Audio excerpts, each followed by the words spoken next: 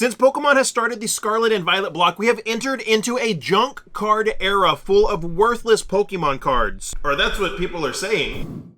What's going on, everybody? Welcome back. You're watching the channel Dr. Applesauce 2. My name's Will. It's another beautiful day here in Texas. I hope you guys know that I love you, God loves you, that there is an awesome plan for your life. Today, I want to talk about one of the biggest lies that is being perpetuated in the Pokemon trading card game community, that the Pokemon trading card game is in a junk card era. And the reasoning behind this most of the time is because out of the first 4 Scarlet and Violet sets, you can't pull a $500 Pokemon card or a $300 Pokemon card. There's a lot of people upset that you can't open a box and potentially pull a card that's worth hundreds and hundreds of dollars. And I'm here to kind of dispute that lie that's being spread around that Pokemon's in a junk card era because we can't pull massively expensive Pokemon cards. And I'm gonna show some evidence, and I'm gonna show why I believe that's actually wrong for various reasons, because we have gorgeous cards that are coming out right now that are arguably more beautiful than cards we have seen in years and years and years. The Pokemon TCG, the actual players community, is a strong and alive and well,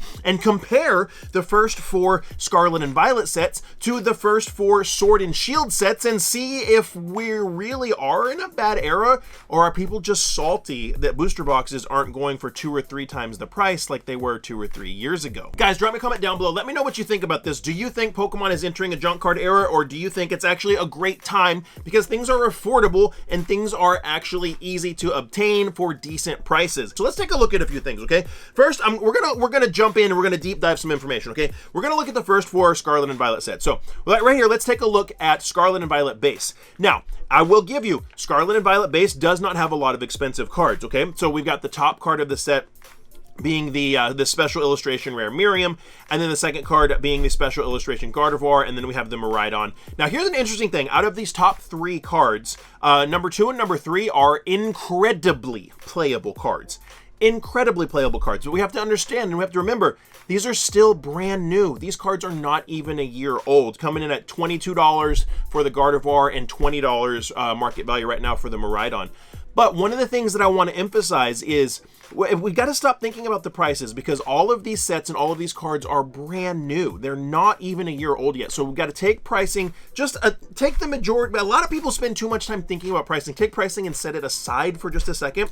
Look at how gorgeous some of these cards are. Miriam, very pretty card. Gardevoir, gorgeous card. Miraidon, gorgeous card. We go down to the the Arven, you got the Koraidon. There's some very pretty cards in this set, and this is probably the least, the most underwhelming of the first 4 Scarlet and Violet sets. So let's look at number 2, Paldea Evolved. Paldea Evolved has a card that is worth a decent amount of money.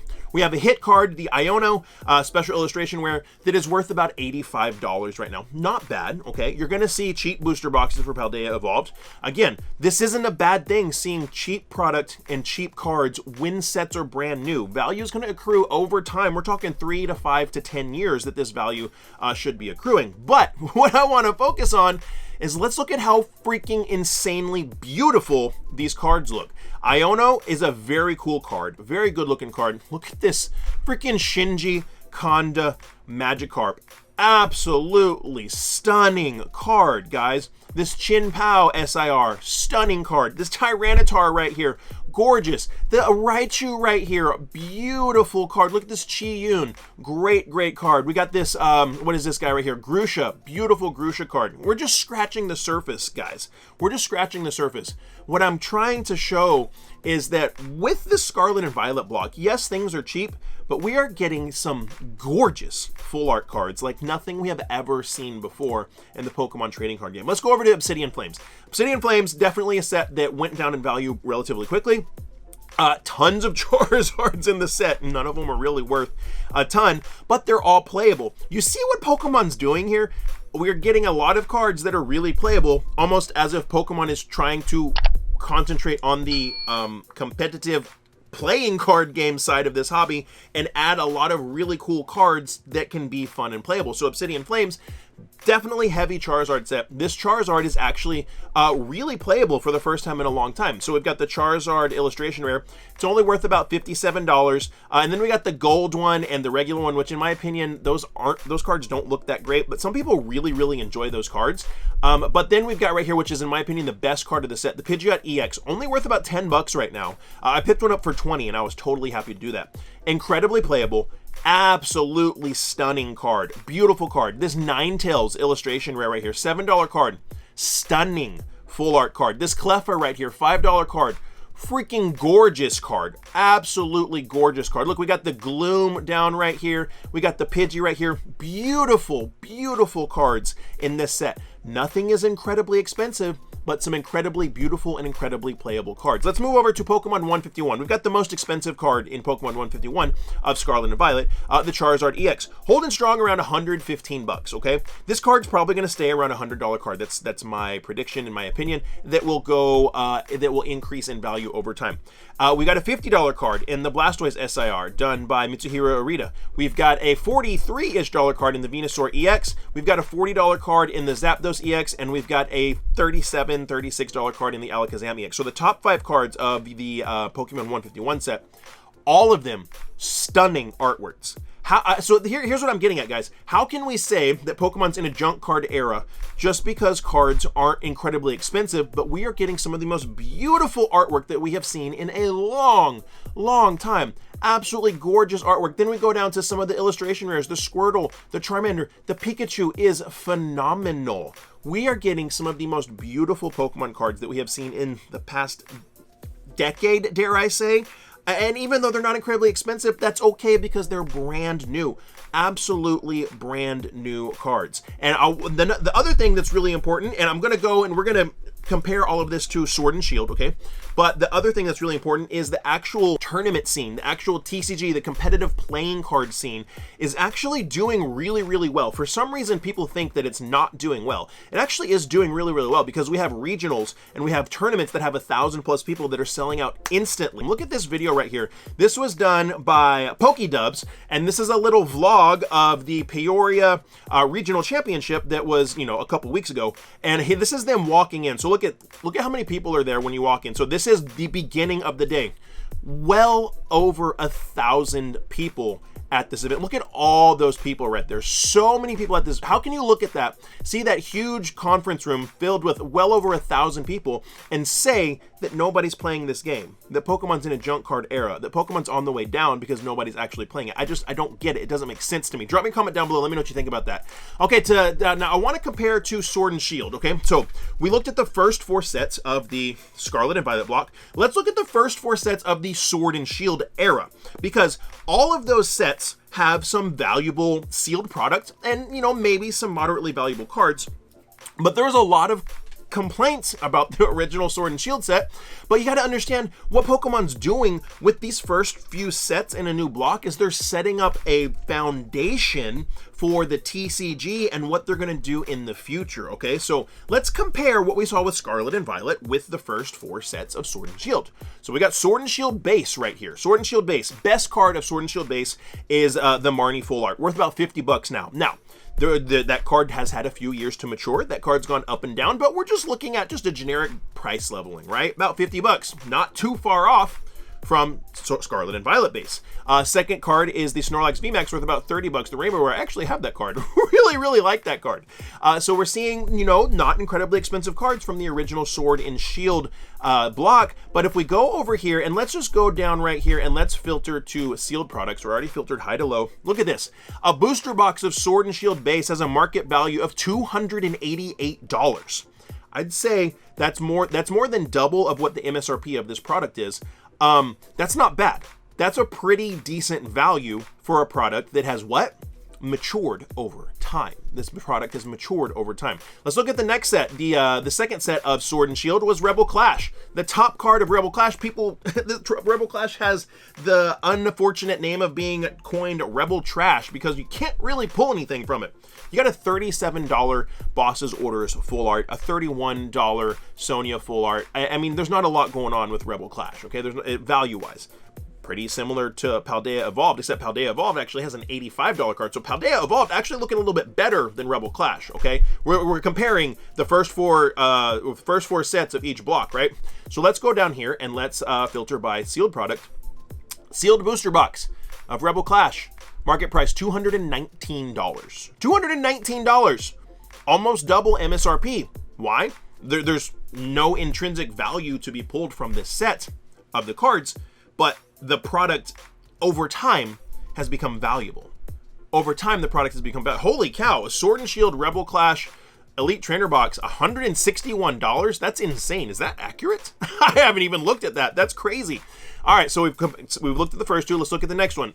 Darkness Ablaze, Sword and Shield number 3. The Charizard VMAX has plummeted from a $100 card down to a $25 card, top card of the set. Second card of the set is a Rainbow Sizor for $8.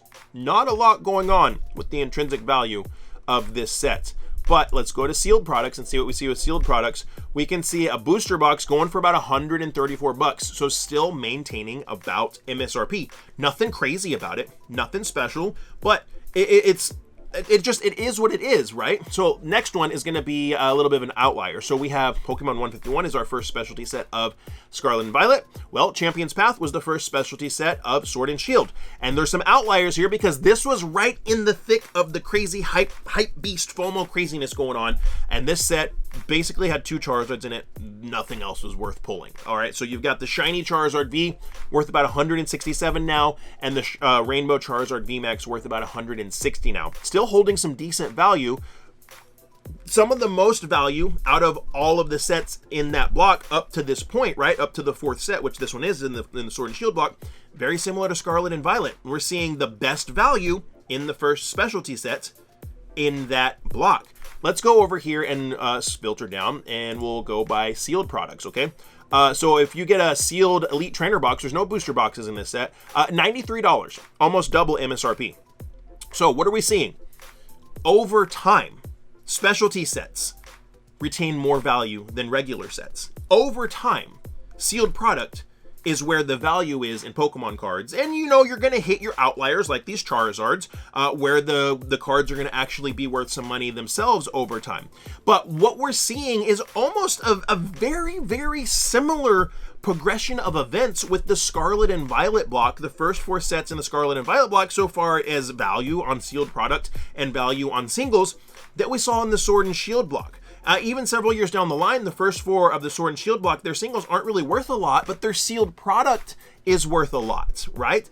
This is because Pokemon is laying a foundation with the new block. That's what they did with Sword and Shield. That's what they're doing with Scarlet and Violet. After these sets, we got some really cool sets. Vivid Voltage, Evolving Skies. We started introducing alt arts in Sword and Shield. We got some stuff that really started hiking up value after that foundation was laid. So I don't believe that it's fair to say Pokemon is in a junk card era right now just because you can't pull a $300, $400, $500 card from a set of the brand new block that's being introduced to the game, when you can look back at history and see what's going on. And additionally, you can see that with Scarlet and Violet, we're getting some of the most beautiful full art cards in the illustration rares and the special illustration rares that we have had in a long time. This is, in my opinion, the most gorgeous era of artwork in the Pokemon TCG, hands down, ever. That's my opinion. It may be your opinion. It may not be your opinion, but it is absolutely stunning. On top of that, the Pokemon TCG is still very strong.